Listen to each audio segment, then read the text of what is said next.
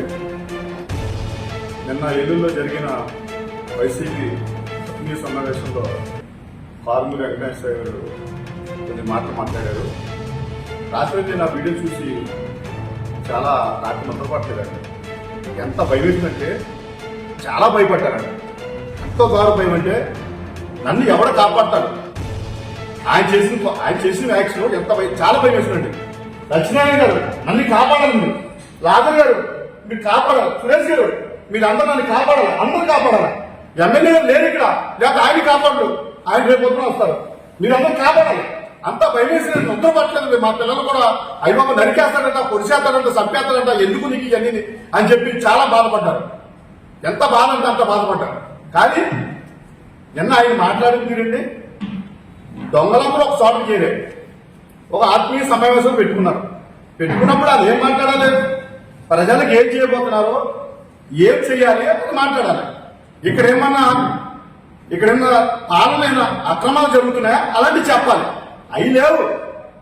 గుంటూరు అవతల గుంటూరు యువతల అంటే గుంటూరు కానుంచి కడ వరకు నరికైపోతారంట. మళ్ళీ గుంటూరు యువతల కానుంచి కృష్ణా జిల్లా కానుంచి గుంటూరు జిల్లా యువతల నుంచి మళ్ళీ ఇచ్చేపల వరకు ఇంట్లోంచి లాగి వరకు నరికి చంపేస్తారు. ఏంటి అన్యాయం? ఏం చేసామంటే మేము చేసిన తప్పు ఏం చేసామంటాం? ఒక నిజాయితీ గల ప్రభుత్వాన్ని తీసుకురావడమా తప్పు? ఒక నిజాయితీ గల ఇక్కడ తణుకు నియోజకవర్గం ఎమ్మెల్యే అంతా మీ అందరూ కార్యకర్తగా ఉండి నెగ్గించుకోవడం మేము చేసిన తప్పు. మేము నిజాయితీ వైపు ఉంటే ఈరోజు మమ్మల్ని నరికి చంపేస్తారా? ఏంటండి అన్యాయం? ఏం తప్పు చేసాం మేము? ఈరోజు ఈ కారుమూరి నాగేశ్వర గారు గతంలో 2019లో ఎలక్షన్ లో నెగ్గినప్పుడు ఎన్ని ఓట్లు వచ్చినాయి? దీనికి రాధాకృష్ణ గారికి 72,000 ఓట్లు మెజార్టీతో నెగ్గాడు. తణుకు నియోజకవర్గంలో ది గ్రేట్ ఎమ్మెల్యేగా నిలుచుకున్నాడు. ప్రజల్లో ఒక స్థిరస్థాయిగా నిలిచిపోయాడు. ఆయన ఎలాంటి వ్యక్తికి వచ్చిన మెజార్టీ ఓట్లు కూడా రాలే ఆ రోజు నెగ్గాడు ఆయన.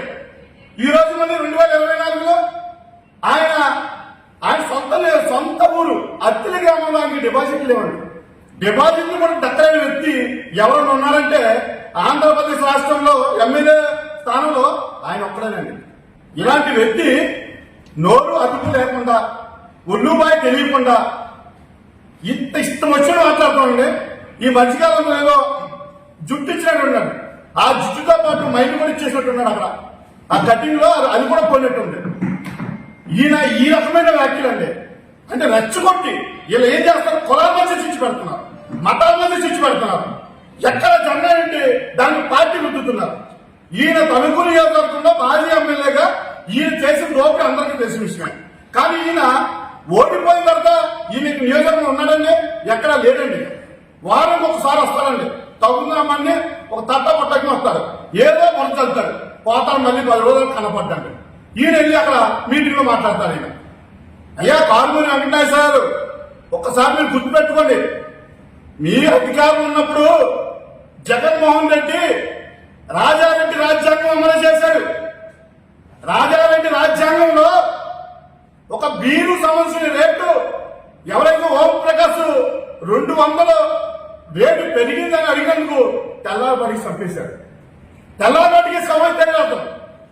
అలా ఎంతో మంది దళితులు ఎదురు తిరిగినందుకు, సమాజంలో జరుగుతున్న అన్యాయం పట్ల, అబాధ్యం పట్ల, ఆడపిల్లల రేపులు జరుగుతుంటే వీటి మీద మాట్లాడినందుకు అక్రమ కేసులు, అన్యాయంగా ఎవరైనా గట్టిగా మాట్లాడితే అని తెల్లవారికి కనబడకుండా మాట్లాడలేదు. ఇలాంటి రాజ్యాంగం రాజారెడ్డి రాజ్యాంగంలో జరిగింది.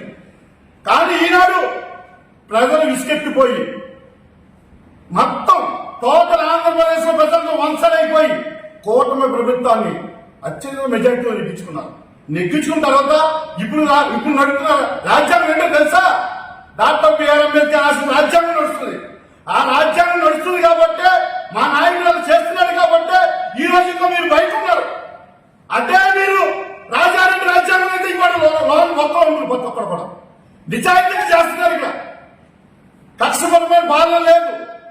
ఎవరైతే అవినీతి చేశారో అలాంటి వ్యక్తుల మీద కేసులు వస్తా ఉన్నాయి. అంతేగాని అక్రమంగా మీలాగా మా కార్యకర్తల్ని చంపేసినట్టుగా మేము ఎవరే కార్యకర్తని అన్యాయంగా పట్టుకు పెట్టుకోలేదు. ఎవరు ఏ కార్యకర్తని మా నాయకుడు కానీ మా అధినాయకుడు కానీ ఎప్పుడు కూడా జైల్లో పెట్టలేదు. అలా నీతి నిజంగా నిలబెట్టుకున్నారు. కానీ ఈ రోజు మీరు మళ్ళీ కార్యకర్తలను చిచ్చు పెట్టి ఈరోజు రెచ్చగొట్టి ఈరోజు ఏం చేద్దాం అనుకున్నారు? మీరు ప్రజలు ఏం చేయాలనుకుంటున్నారు? ప్రజలు పడి శిక్ష పెట్టి ఏం చేయాలనుకుంటారు? అందుకని మేము ఒకటే చెప్తాను, ఇమీడియట్ గా మా దళిత సోదరులు మొత్తం అన్ని చోట్ల, మా బీసీ సోదరులు అన్ని చోట్ల మేము కేసులు పెడుతున్నాం. ఆ కేసు కూడా పోలీసు వారికి మేము రెండు చేతులు జోడించి న్యాయం చేయమని అడుగుతున్నాం.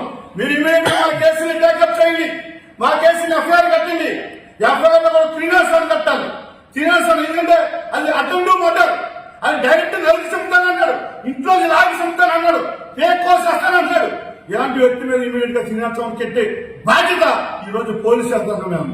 అందుకనే పోలీసు వారికి మేము అన్ని కేసుల్లో కూడా మేము ఏదైతే ఈ కార్బో నాయిస్ లో చేసిన వ్యాఖ్యలు మీకు కంప్లైంట్ తో పాటు వీడియో కూడా జతపరిచి మీకు ఎవిడెన్స్ ఇస్తున్నాం, మీకు సాక్ష్యాలు ఇస్తున్నాం. ఇమ్మీడియట్ గా మీరు కేసు కట్టి అతన్ని బొక్కలేవాల్సిన బాధ్యత పోలీస్ శాఖ మీద తెలియజేసుకుంటున్నాం. అందుకనే ఇక్కడ కార్యకర్తలు